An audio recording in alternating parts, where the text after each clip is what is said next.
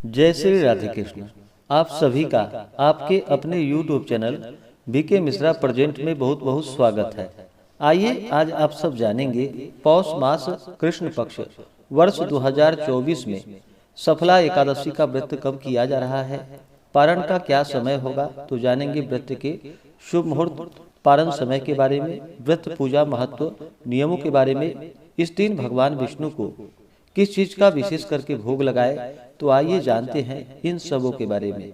आप सभी भक्तों को पौष कृष्ण की सफला एकादशी की ढेर सारी शुभकामनाएं। आप सभी के जीवन में लक्ष्मी नारायण की कृपा से आप सभी को सभी प्रकार के सुख और समृद्धि की प्राप्ति हो।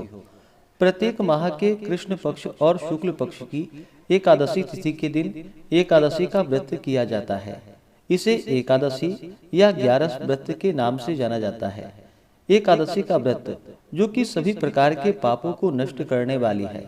हर एकादशी व्रत का अपना विशेष महत्व माना गया है। इसी प्रकार से पौष माह के कृष्ण पक्ष में पड़ने वाली सफला एकादशी व्रत का अपना विशेष महत्व माना गया है। इस दिन विशेष प्रकार से भगवान विष्णु, माता लक्ष्मी और भगवान विष्णु के नारायण स्वरूप का पूजन किया जाता है।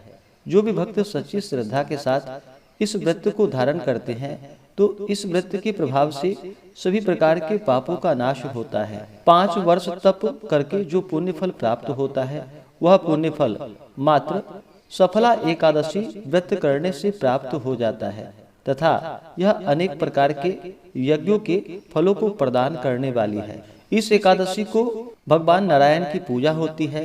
नारायण दक्षिणा सहित यज्ञों से उतना संतुष्ट नहीं होते हैं जितना कि एकादशी व्रत सहित रात्रि जागरण से संतुष्ट हो जाते हैं।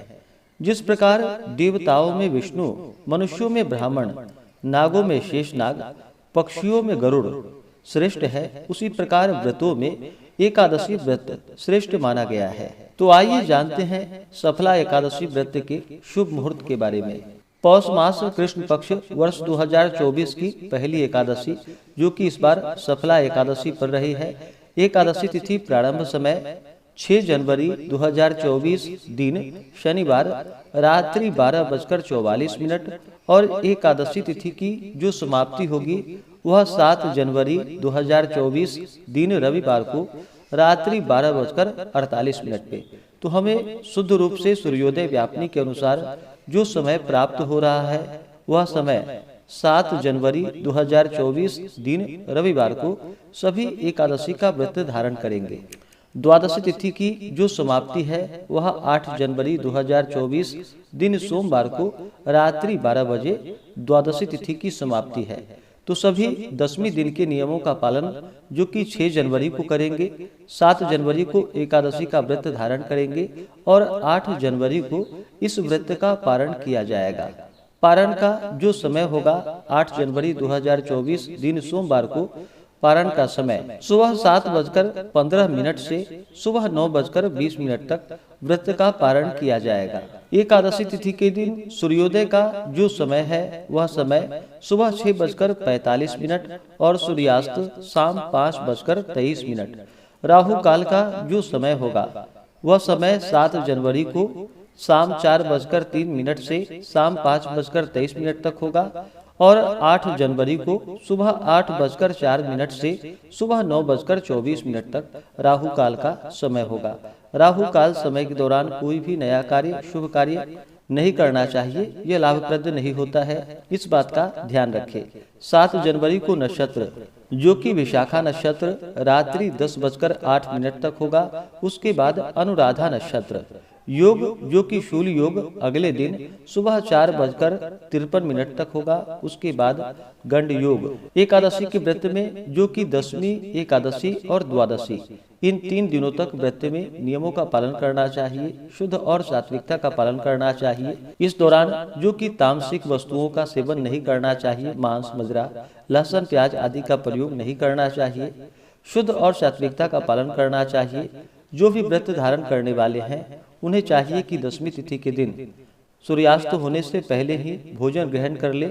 उस दिन सात्विक आहार ग्रहण करे रात्रि ब्रह्मचर्य का पालन करते हुए एकादशी व्रत का स्मरण करते हुए सोना चाहिए और एकादशी की सुबह ब्रह्म मुहूर्त में उठ करके नित्य क्रियाओं से निवृत्त होकर के गंगा नदी में या घर के नहाने के पानी में ही थोड़ा सा गंगा जल मिला करके स्नान करना चाहिए। शुद्ध वस्त्र धारण करना चाहिए और जो भी व्रत धारण करने वाले हैं उन्हें व्रत का संकल्प लेना चाहिए। भगवान विष्णु, माता लक्ष्मी, भगवान नारायण से प्रार्थना करनी चाहिए कि हे भगवान, आज मैं सफला एकादशी का व्रत रखने जा रहा हूँ या रखने जा रही हूँ। इस प्रकार से प्रार्थना करें कि यह व्रत मेरा निर्विघ्न पूरा हो, हमें पुण्य फलों की प्राप्ति हो, आप हमें आशीर्वाद प्रदान करें। आपके मन में जो भी इच्छा हो, जो भी कामना हो, वह भगवान से कहें। एकादशी के दिन, जो कि दिन रात्रि उपवास रहते हुए भगवान का पूरे विधि विधान के साथ पूजन करना चाहिए। जो उपवास नहीं रह पाते हैं, जिनका स्वास्थ्य सही ना हो, तो आप एक समय फलाहार ग्रहण करके व्रत को धारण करें। इस दिन भगवान का सुबह और शाम के वक्त पूरे विधि विधान के साथ पूजन करना चाहिए। भगवान विष्णु का इस दिन जो कि जल से अभिषेक करे, पंचामृत से अभिषेक करे, शुद्ध गंगा जल से अभिषेक करे, भगवान को पीला वस्त्र चढ़ाए, यज्ञोपवीत अर्पित करे। भगवान विष्णु को अक्षत नहीं चढ़ाया जाता है, इस बात का ध्यान रखें। अक्षत की जगह उन्हें काले तिल अर्पित करे। तुलसी दल अवश्य ही चढ़ाए, बिना तुलसी दल के भगवान पूजन स्वीकार नहीं करते हैं, तो तुलसी दल अर्पित करे। पीले पुष्प चढ़ाएं, धूप और दीप दिखाएं, अनेक प्रकार का नैवेद्य अपने श्रद्धा भक्ति भाव के साथ भगवान को अर्पित करे। सफला एकादशी के व्रत में जो कि ऋतु फल इस मौसम में होने वाले जो भी हो, भगवान को अवश्य ही उसका भोग लगाए। अथवा आप चाहे तो नारियल, नींबू, अनार, सुपारी, लवंग आदि जो कि भगवान को अर्पित करे। विशेष करके नैवेद्य के रूप में दूध से बने हुए वस्तुओं का भोग लगाए। और जब भी नैवेद्य का भोग लगाते हैं तो तुलसी दल डाल करके ही भगवान को अर्पित करनी चाहिए। या आप फलाहार भी ग्रहण करते हैं तो भगवान को भोग लगा करके उसके बाद उसे प्रसाद के रूप में ग्रहण करनी चाहिए। तो जहाँ तक हो सके, जो भी आपसे बन सके, भगवान को नैवेद्य आदि अर्पित करे। नैवेद्य के बाद जल से आचमनी करवाए। मुख शुद्धि के लिए पान, पत्र, सुपारी, लौंग, इलायची के साथ में अर्पित करे। द्रव्य दक्षिणा चढ़ाएं। इसी प्रकार से माता लक्ष्मी का भी साथ में पूजन करना चाहिए। माता लक्ष्मी का जल से अभिषेक करे, पंचामृत से अभिषेक करे, शुद्ध गंगा जल से अभिषेक करे।